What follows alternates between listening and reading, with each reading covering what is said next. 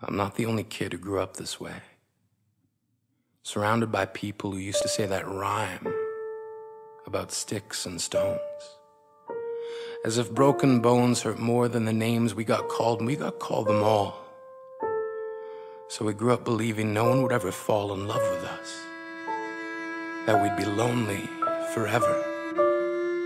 That we'd never meet someone to make us feel like the sun was something they built for us in their tool shed. So broken heartstrings bled the blues as we tried to empty ourselves so we would feel nothing. Don't tell me that hurts less than a broken bone. That an ingrown life is something surgeons can cut away. That there's no way for it to metastasize, it does. She was 8 years old. Our first day of grade 3 when she got called ugly. We both got moved to the back of class so we would stop getting bombarded by spitballs. But the school halls were a battleground where we found ourselves outnumbered day after wretched day. We used to stay inside for recess because outside was worse. Outside we'd have to rehearse running away or learn to stay still like statues, giving no clues that we were there in grade 5. They tipped a sign to the front of her desk that read, "Beware of dog."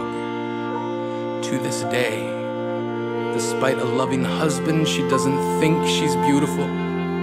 Because of a birthmark that takes up a little less than half her face. Kids used to say she looks like a wrong answer that someone tried to erase but couldn't quite get the job done. And they'll never understand that she's raising 2 kids whose definition of beauty begins with the word mom. Because they see her heart before they see her skin. Because she's only ever always been amazing. He was a broken branch grafted onto a different family tree. Adopted. Not because his parents opted for a different destiny. He was 3 when it became a mixed drink of 1 part left alone and 2 parts tragedy. Started therapy in 8th grade. Had a personality made up of tests and pills. Lived like the uphills were mountains and the downhills were cliffs. 4/5 suicidal, a tidal wave of antidepressants, and an adolescence being called pauper. 1 part because of the pills, 99 parts because of the cruelty. He tried to kill himself in grade 10 when a kid who could still go home to mom and dad had the audacity to tell him, "Get over it." As if depression is something that can be remedied by any of the contents found in a first aid kit. To this day, he's a stick of TNT lit from both ends. Could describe to you in detail the way the sky bends in the moments before it's about to fall. And despite an army of friends who all call him an inspiration, he remains a conversation piece between people who can't understand. Sometimes being drug-free has less to do with addiction and more to do with sanity. We weren't the only kids who grew up this way. To this day, kids are still being called names. The classics were "Hey Stupid," "Hey Spaz." Seems like every school has an arsenal of names getting updated every year.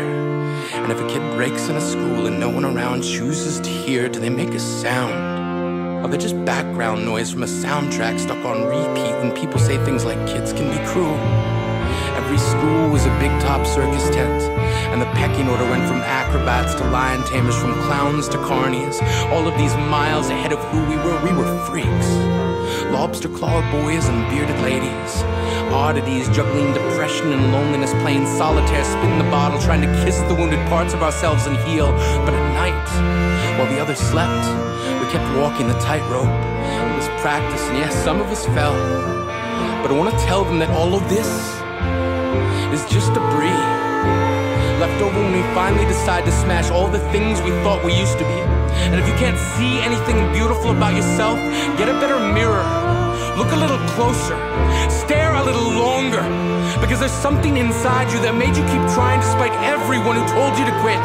You built a cast around your broken heart and signed it yourself. You signed it. They were wrong. Because maybe you didn't belong to a group or a clique. Maybe they decided to pick you last for basketball or everything. Maybe you used to bring bruises and broken teeth to show and tell but never told. Because how can you hold your ground if everyone around you wants to bury you beneath it? You have to believe that they were wrong. They have to be wrong. Why else would we still be here? We grew up learning to cheer on the underdog because we see ourselves in them. We stem from a root planted in the belief that we are not what we were called.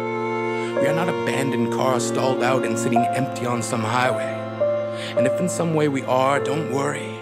We only got out to walk and get gas. We are graduating members from the class of We Made It. Not the faded echoes of voices crying out names will never hurt me.